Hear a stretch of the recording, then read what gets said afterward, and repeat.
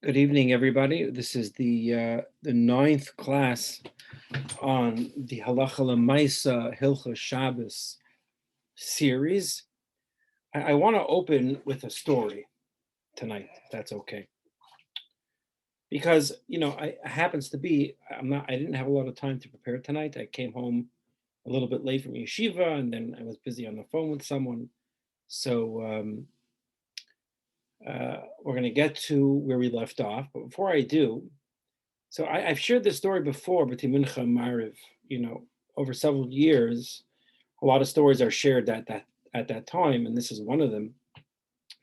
So many years ago is relative, but I would say about 10 years ago, I was in shul shacharis morning, like on a Monday or Thursday, and I got the Kohen Aliyah, and there was no Levi in shul, which was actually rare. In Buffalo, we had so many visitors.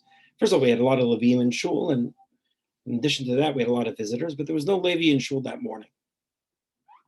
So I got the Aliyah again. And by Mincha and Mariv, I'm always looking for things to talk about halacha. And I decided to speak about what is the halacha when there's no Levi in shul. So I spoke about the Kohen getting two aliyos, etc., etc. And a fellow came over to me after davening. His name is Dr. Ari Ladner. He's a orthodontist in Cleveland today. He was in a residency then in Buffalo. And he said in all of his years in yeshiva, he never knew this halacha, that the Kohen gets two aliyos when there's no Levi in shul. And I was very surprised. I said, Ari, you never knew this halacha? I mean, it's pretty known. Everybody watching this, I'm sure, has heard of this halacha. I never knew the halacha. So I started to walk away. And as I was walking away, I realized something. Dr. Ari Ladner is himself a Levi, meaning he was never in shul when there was not a Levi in shul. And this is a great story to introduce our somewhat briefer shir tonight. We're talking about the past several weeks, the davening of Shabbos.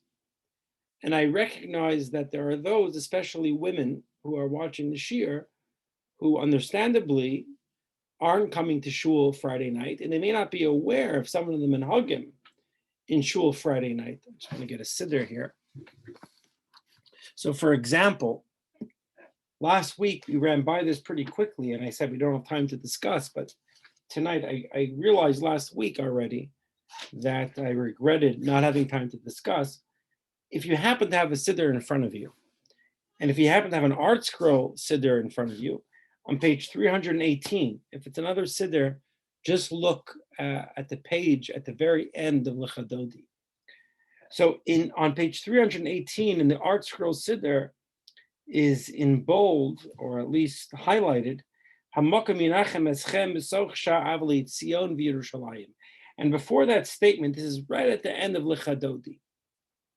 So before that statement, it states in English, during the week of Shiva, mourners enter the synagogue at this point, and they're greeted by the leaders of the congregation, which that we don't do so much, whereupon the entire congregation offers the following words of consolation, Hamakam, Yenachem Eschem, So just a couple of things about this point in the Siddur as we continue with the prayers and the meals of Shabbos, and this is going to take us, this is the 9th Shabbos year. It's going to take us at least another several weeks till we get to the malachos of Shabbos.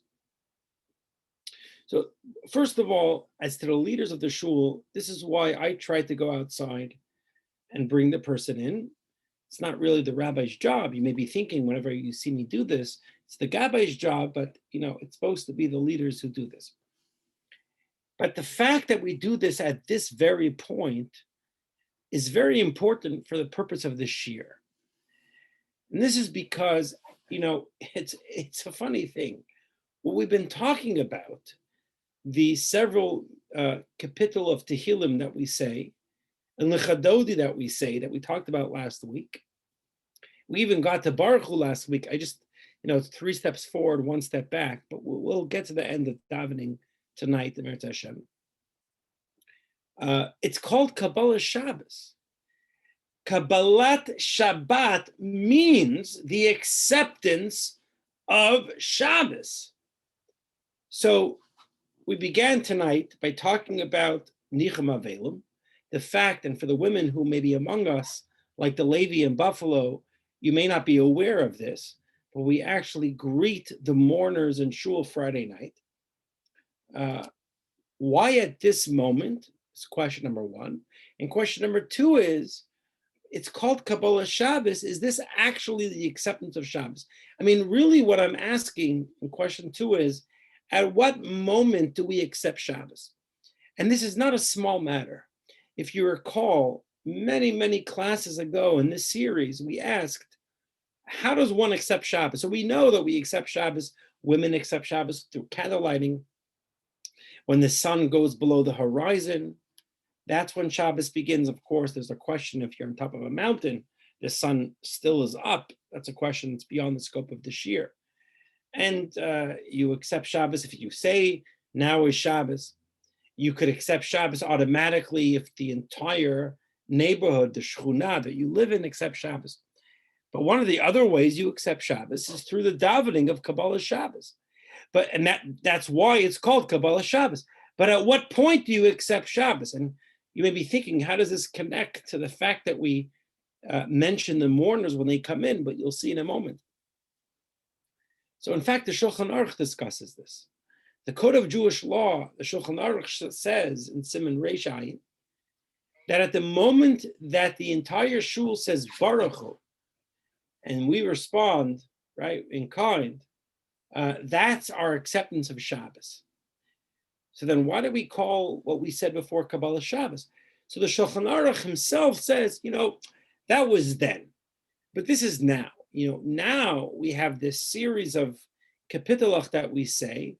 So it's really when we say Mizmor Shir Yom HaShabbos, that's when we've now accepted Shabbos. It's now Shabbos.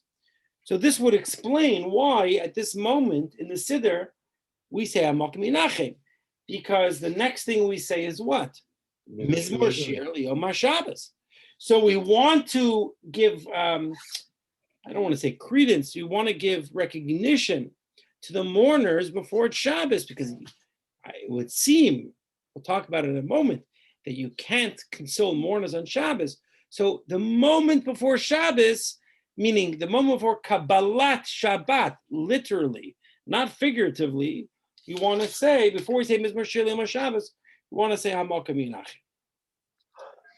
The problem that we have is, the Mishnah Brura and many others point out, and by the way, for the women watching, you may be thinking, I could zone out right now because I'm not typically in shul Friday night. This doesn't apply to me. This actually makes a very huge, tremendous difference, halacha l'maisa. Because let's say the young Israel of Holliswood, not let's say, we do. During the summer, we accept Shabbos at 7:00. You, in my opinion, and you can plug your ears, I'm not saying you have to accept this, so I'll say this not as a psak, but in my personal opinion, 7:00 during the summers, we have to all accept Shabbos, even if you're going to daven later, even if you're going to walk to Jamaica Estates, even if you're going to walk to the Shtibel, you have to take on Shabbos when we take on Shabbos. But the truth is, 7:00 is when we daven mincha. You have to take on Shabbos when we take on. So when we take on Shabbos is when? It's not when the sun goes down. It's when we accept Shabbos. So for the women who are listening, it's important to know when halachically is it considered that our shul takes on Shabbos. So about 7:25, if davening's at 7:00, about 7:25, we're by around this area, the end of B'mem Adlikin, the end of L'Chadaydi and Mizmor Shir Yom HaShabbos. So this actually is important for women to listen to. What's interesting is that many poskim say that over the past about 200 years, when L'Chadodi became more popular and more popular, it would seem that when we turn around and we say Bo'i b'shalom ateres ba'ala gam b'simcha v'tola toch emunah v'segula bo'i chala. Come, my bride, come. I mean, come on. What else are you saying other than the acceptance of Shabbos? You're welcoming the Shabbos bride at that point. So Rebbe Yashiv, Zecher Tzadik Levracha, he says the very fact that we say Hamakim Yonachem after this line, after we say Ba'ichala, is very clear evidence that we're not accepting Shabbos at that point. So for the men in shul on an early Shabbos, when are we accepting Shabbos? From the fact that we greet the mourner, it seems that we're only accepting Shabbos by Mizmor Shaliyam Shabbos. It's also interesting because I said that we don't greet mourners on Shabbos. This is actually a debate.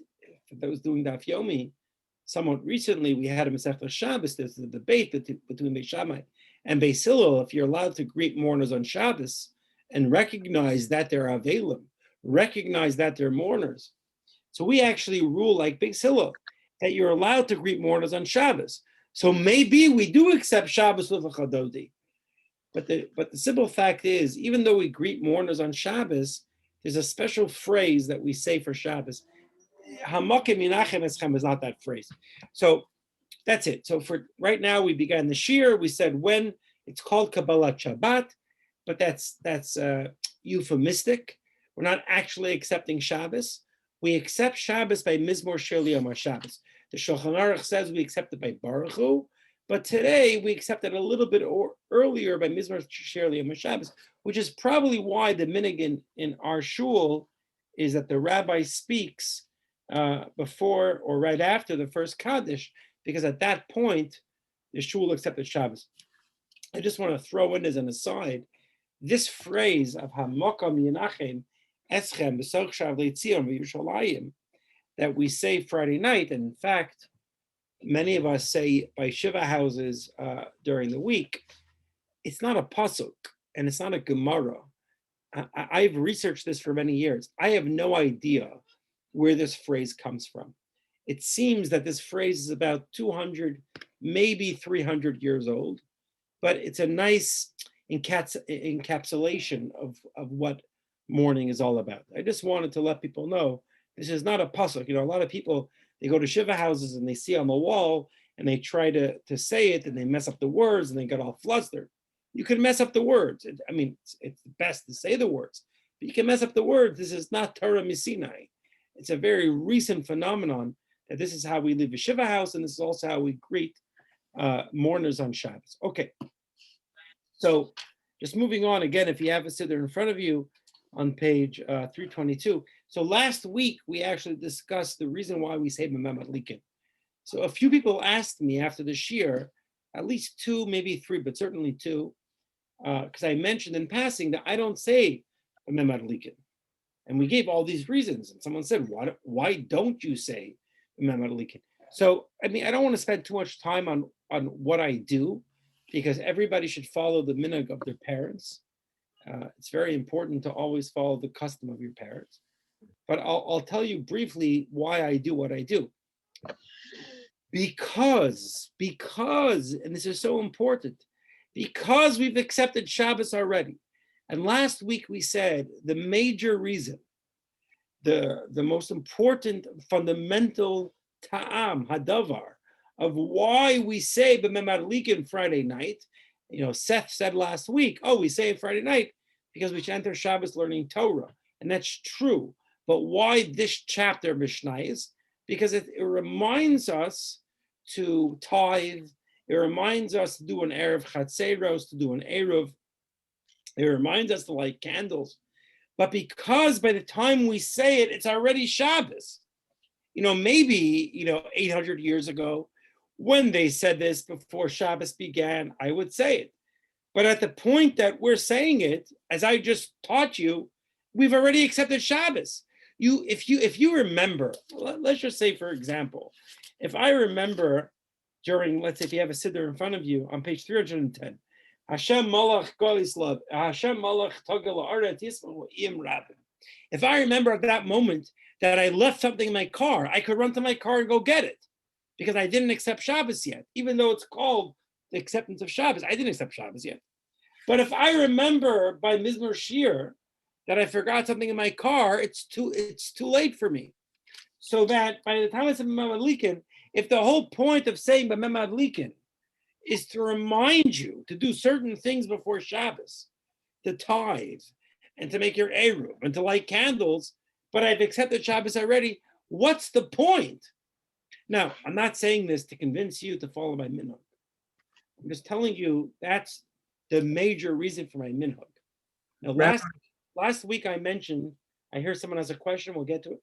Last week I mentioned, that this is from the Vilna Gaon. I looked around this week, I couldn't find it in the Vilna Gaon, but I did see this from Shlomo Zalman Liadi, the Balatanya, and many others. Yeah, okay, what's your question? So historically, didn't we used to daven, or didn't historically the Jews daven mincha much earlier, and so it's possible that saying B'mem Adlikin was used as that to help prepare for Shabbos, and then you go into Shabbos. So I mean, Ira, your point is very well taken. I don't want to spend too long with Lincoln. It's actually interesting. Yes, the historical nature was we would say B'mem Adlikin before Shabbos. At some point around the time that the Shulchan Aruch was written, we would actually say it at the end of davening, which is even stranger. So I don't want to get into the reasons why, but you're right. In a perfect scenario, it should be said before Shabbos begins, so as to remind you of this. I'll also point out to you, Ira, even according to the view of those who would say it before Shabbos, not after davening, but before Shabbos. And Erev Chatzeros, we like to call, we have an Erev committee, and we have mashkichim. For example, today, the Nissenfelds and others check the Erev. We call it the Erev. The Erev is just a bunch of strings. That's not an Erev. Does anybody know what the term Erev comes from? First of all, before you answer, what does the term Erev mean? Combining, mixing. Combining. The fact that we have strings is a zoning law issue. I don't want to get it. We don't have time now to explain how that works, but it actually just, all it does is it puts us in one home, so to speak, in legalese. But the actual Erev is the Erev Chatzeros. So many poskim say, does anybody know the last time Holliswood and Jamaica Estates did an Erev Chatzeros? Because that's why it's called an Erev. An Erev Chatzeros is the transferring of matzahs and other entities. That happens once a year, maybe a little bit longer. There's no reason to say that every week. We don't need a reminder every week to do an Erev Chatzeros. If you're in a hotel, you may want to plug your ears for this. Now, I'm serious. You really may want to plug your ears for this. If you're in a hotel for Shabbos, probably the most common shilas I get before Shabbos is from Las Vegas, because so many people in the shul, in the community, and in the area, and beyond the area have to go to Las Vegas for events. So you go to Las Vegas for a Shabbos, and you call me up and you say, am I allowed to carry in the hotel? The answer is no. You're not allowed to carry in the hotel. If there's even one frum Jew in that hotel, you need it. Yes, you have an Erev. You're surrounded by the same walls, but you need an Erev Chatzeros, which is a whole other kettle of fish, which I don't want to go into in too much detail. It's very tedious, monotonous, but basically, the point I'm trying to bring out is B'mem Adlikin used to be read before Shabbos, so it's to remind you to do these things. And for two reasons, I don't say it. My minhag is not to say it, both because those things are typically taken care of before Shabbos, and in fact, they're taken care of once a year. And number two, even if we could take care of it, it's too late. We've accepted Shabbos already. Just as an aside, I'll tell you, if you're in Las Vegas for a Shabbos and you forget to call me and you want to carry in your hallway, there's a lot of leniency to carry in your hallway. I'll just say that for now, and we could talk about it another time. Okay. Let's move on. So let's skip. If you have a siddur in front of you, we spoke about V'hu Rachum last week. We explained why we don't say it, or at least many don't say it on Shabbos. And we ended with Hashkivenu. Hashkivenu is so interesting because and this is the question we ended with last week, if you recall. It's the only bracha that is different on Shabbos. Yes, on Shabbos, we make special brachas for Shabbos, but everything we say during the week, all the brachas we say during the week are the same. Baruch Sha'amar is the same, Yishtabach is the same, the blessings by Kriya Shema are the same.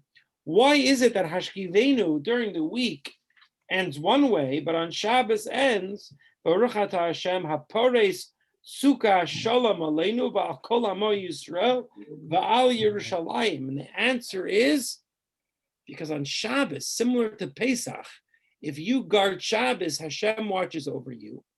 We do not need extra protection. So we have this extra protection. So what do we do with it? We don't ask for ourselves because we have it. So we ask for Yerushalayim. We ask for the rest of the Jewish people. So that's the source as to why we changed this bracha. Hashkivenu, if you ever looked at it, and I'm sure all of you have already davened tonight, we talk about the pandemic because we ask, V'haser ma'aleinu oyev dever. Dever is a pandemic. V'cherev, v'ra'ov, v'yagon, and sadness. And Hashem should remove all stumbling blocks before us.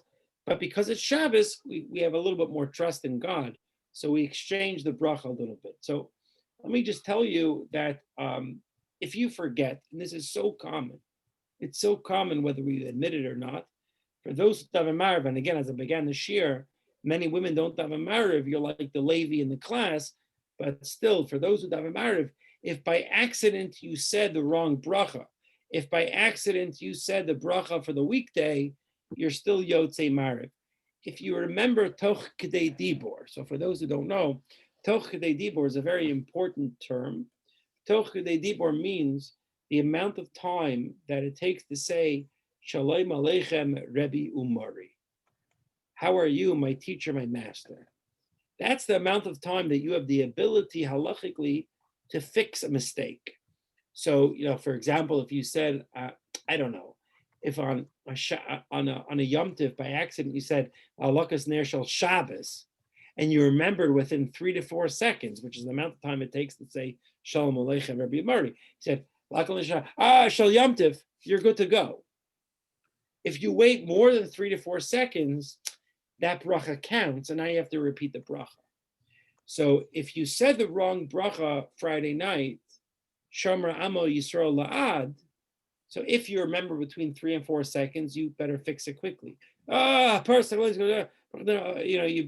bracha.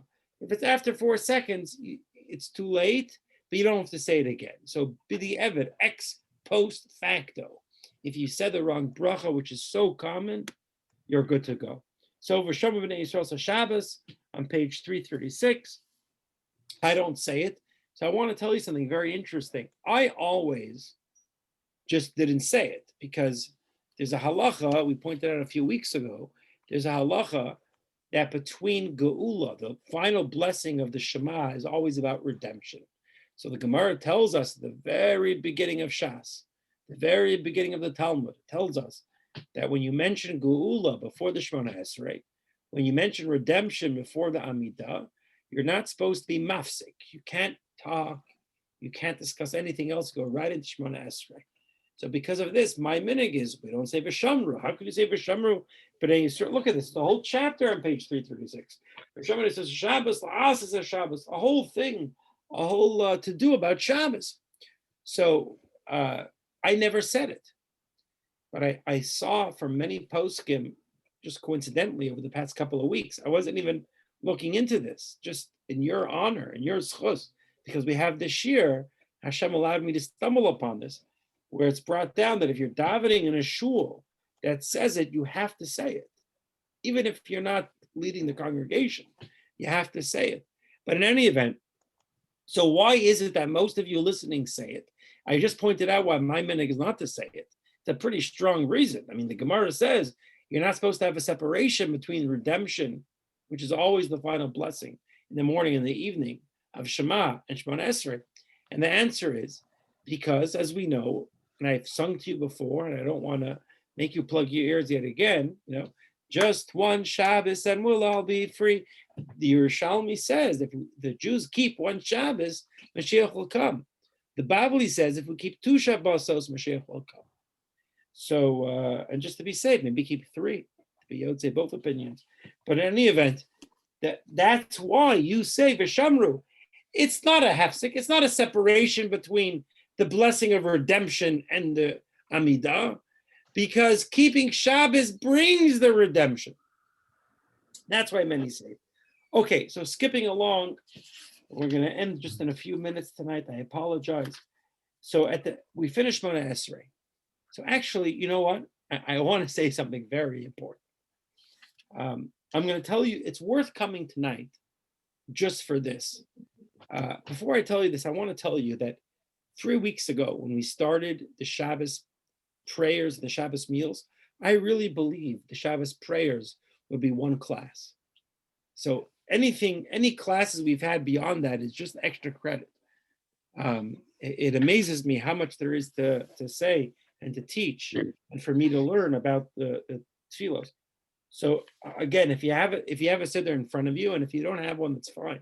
But next week, maybe try to have a siddur in front of you. So I don't know if you've noticed this. So we talked about a few weeks ago how Shabbos is the only day of the year that each Shemona Esrei is different. Rosh Hashanah, Yom Kippur, Sukkot, Shavuos, Pesach, Monday, Wednesday, every Shemona Esrei, Mariv, Shachris, and Mincha are the same. Shabbos, each Shemona Esrei, the actual body of the text is different. So we explain in the words of the Arba Urim why that is so. I'm not going to repeat why that is so, but there's something extra about the Shabbos Siddur. So I'm sure Ira, I'm looking, let me see who else is here. Ira's about Tefillah, so I'm sure he's noticed this. Murray may have noticed this. Seth may have noticed. Yakir may have noticed this. Reuben may have noticed. Okay, there are other Bali Tefillah on this shir. You may have noticed this in the Art Scroll Siddur and many other Siddurim. So again, if you have page 340 in front of you, so although each Shemona Esrei is a different wording, the bracha, the very end, the bracha of Mekadesh HaShabbos is the same. So Elokeinu v'Elokei Avosenu, Ritzevim Nuchasenu, we're so glad in the rest that you give us. Kadeshenu mitzvosecha, you sanctified us with your mitzvos, and you gave us our portion in Torah. And by the way, our portion in Torah can mean anything.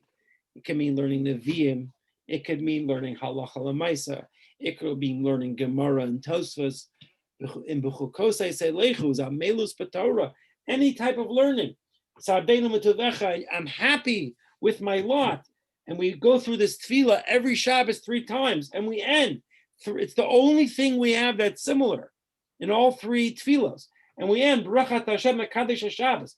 But there's one thing that's different. Does anybody know what is different in this bracha by each of the 3 tefillahs? Bob. Oh, excellent. Ba, boy, And or Bob. bo, or vam. Bum. By the way, it's easy to remember because it's in alphabetical order. Hey, vav, mem is actually in order. I mean, that's my mnemonic, how I remember it. The question is why? Does anybody know why? Why do we switch from ba to bo to bum? It's amazing to me that there's silence, and I don't mean this as a knock, because every single person by this shir is a tzaddik. I could ask this question anywhere. I could ask this in Mir Yeshiva. I could ask this anywhere. Very few people know the answer. Are you excited to hear? I hope you're excited to hear. So first of all, it doesn't make a difference. If you said va, if you said vo, if you said vam, by all of them, if you switch the order, it's all fine. Where does the custom come from? I wanna bite my time. I want to excite you as to why it is. I want to whet your appetite. So here it is. Nobody has an idea? I love it. I hope you're as excited as me to share it as you are to listen to it. So we've spoken several times about the idea that Shabbos is the queen, or Shabbos is the Kala, and we are the Chatan. Last week especially, we focused on this. We're the groom, and Shabbos is the bride. We mentioned last week, if you recall, that historically, years ago, you would do the Kedushin, the bride will go back to her father's house, and then a year later, you'll finish off with the Nisuin. And we made a joke last week, imagine paying for 2 weddings, but that was actually a very real thing. The beginning of our relationship Friday night, it's about the wife. She's still living in her house. She's still staying by her daddy. She's still daddy's girl. She's not ready. By Shabbos morning, it's not about the Kala, it's now about the Chatan. Let's focus on the Chatan and not focus on the Kala. We spent 12 hours on the Kala. Give the Chatan 3 hours. Not so bad. Which explains the pasuk we say, we say it by Psukei de Zimra. For those who actually read the words of Psukei de Zimra Shabbos morning, an old pet peeve of mine. And then finally, by Mincha, Yanuchu Vam, plural, Chatan v'Kala zusammen, the Chasan and Kala together. Isn't that beautiful? Ba vay vam. The Kala's the focus, the Chatan's the focus, and then finally they're one unit. Vam, them. By the time we get to Mincha, it's not about us and Shabbos as 2 separate entities. We are so connected with our bride of Shabbos, and she's so connected with us. We're one pronoun. We are the vums. We are the thems. Oh, so beautiful. I'm so excited that I got to share that with you, because people go through life never knowing this. Okay, so, we're just going to talk for another 5 minutes or so. So we'll keep it a 40-minute share tonight, which is respectable, not as short as I thought it would be. So first of all, I'm going to tell you something. You'll excuse me. The Mishnah Brura quotes a story where there are 2 best friends. This is the Chavetz Chaim talking, and this is a halachic work, and he doesn't typically share stories. And in a halachic shir, I don't typically share stories, but I'm repeating from the Chavetz Chaim. This is a story he says. There were 2 best friends, and they said whoever dies first should come back to the other to tell them about the afterlife. And there are many stories that begin that way. There are many jokes that start that way, but there are also many true stories that start that way. And they made this deal, and one of them died. And the friend waited. He waited, like, when am I going to get visited by my friend? And finally, the friend comes to him, and he starts talking to him about the afterlife. And the surviving friend says, this is all great, good information. Why are you yellow? Your neshama looks yellow. And he said, it's because I talked by Vayechulu Amagen Avos. So I want to say this story because the Chavetz Chaim demands I say this story. Talking during this time is a horrible thing. Now, if you want to talk when you finish Mona Esrei before the Chazan starts, that's okay. But please don't talk by Vayechulu. This is a testimony to God. So on that point, could anybody tell me, if let's say I daven Shemona Esrei and I finish after Vayechulu, so the shul already said Vayechulu, what do you do? Is there anything special you have to do? If you miss saying Vayechulu with the congregation, what do you have to do? You find someone to say it with them. There's another person for Eidos. You're fine, right? Eidos, right? You have to find at least 2 people should say Vayechulu together. Like Akir said, Eidos, and like someone else said, find someone else to say it. The only source for this is the Mishnah Brura, the Chavetz Chaim. Nobody makes mention of this. And it's really mind-boggling, because the idea of giving testimony to God. Now, Harry Margolin actually gave a shir on Shavuos 4 years ago on this topic, but just very briefly, the idea that we're giving testimony to something that we didn't see. You know, Yakir, you said testimony. Yakir, did you see Masa Bereshis? Well, we also Har Sinai. Do you remember Har Sinai? I mean, yeah, saw you at Sinai. Sure. I hope you're not still signed up. But that being said, you know, the idea that we're giving testimony is very bizarre. The Mishnah Brura is a Das Yachid. So I'm telling you this because it gets me very nervous. People run around during Kaddish, we're not allowed to talk, to find someone to say Vayechulu. They're so machmir on an opinion that's like a 1 percentile of a poskim would say. It's not that important. So what does it mean that we give testimony? It means during Shemana Esrei. It means when you say Vayechulu together with at least 10 of the members of your shul, that you as a congregation are announcing how Hashem created the world and Hashem rested on this day. That's the basic meaning of Vayechulu. So I would recommend to everybody, just say Vayechulu by yourself. Now, if at the end of davening, after Kaddish, after the other people said Aleinu, don't tap someone on the shoulder while they're saying Aleinu. You know, we say every word of Aleinu maybe 15 times in our lives. You don't want to risk tapping someone on the shoulder one of those 15 times. Just wait. And if you want to be strict, like one opinion of the Mishnah Brura, by the way, if you want to be strict like one opinion of the Mishnah Brura, I can give you a lot of things that's one opinion of the Mishnah Brura that'll make your life very uncomfortable. But if you do that at the end of davening, the most important thing is that you daven Shemona Esrei with the tzibur. That's what Vayechulu means. Now, that being said, the Arizal does say, Kabbalistically, that we're supposed to say Vayechulu 3 times, which actually works. Because you say Vayechulu once by Shemona Esrei, you say Vayechulu again after you finish Shemona Esrei, and you say Vayechulu again by Kiddush. Oh, we're almost by Kiddush. We're so close. Okay, so it's been how long has it been? What time did we start? 8:15. What's 8:15 plus 55? 37, 38 minutes. Okay, so we're gonna stop now. Next week, here's what we're gonna do. We're gonna discuss Magen Avos. Magen Avos is one of the most mysterious tefillos because, you know, I remember when I was, I think in 3rd, 4th grade, I don't remember what grade, my Rebbe gave us a paper to bring home that if we go to Mincha Marav, we get checked off. And I hope my father forgives me for saying this.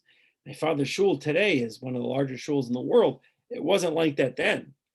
And we would go to Mincha Marav, and I used to hope that there wasn't going to be a minyan. And, you know, I would say 3 times out of 10, there wasn't a minyan. And I started to learn that by Mincha, there was Chazar Sashatz, but by Mariv, there was no repetition of Shemona Esrei. And that's because Mariv began as a Rishus. You didn't have to do Mariv. So we started to accept it upon ourselves. But we never did a repetition of Shemona Esrei. That's why there's no repetition of Shemona Esrei. But Friday night, there's a repetition of Shemona Esrei. Magen Avos, as we'll see next week, each line represents a different part of the Shemona Esrei that you just said. So the questions we're going to discuss next week is, how does it represent the Shemona Esrei? Why is this the only Mariv that has a Chazar Sashatz? Very important. Why did we create it? And why is there a blessing? When do you say it?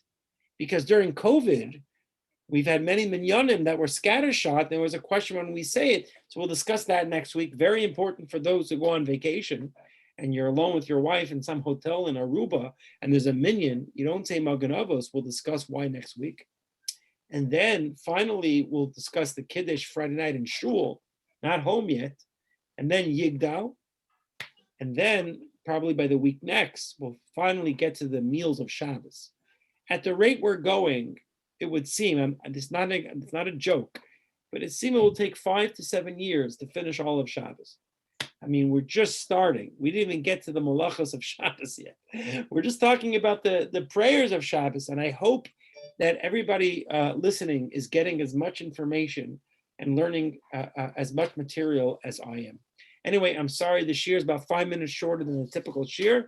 I just want to mention that I'm in the midst of building a website for the shul. It's taking a long time.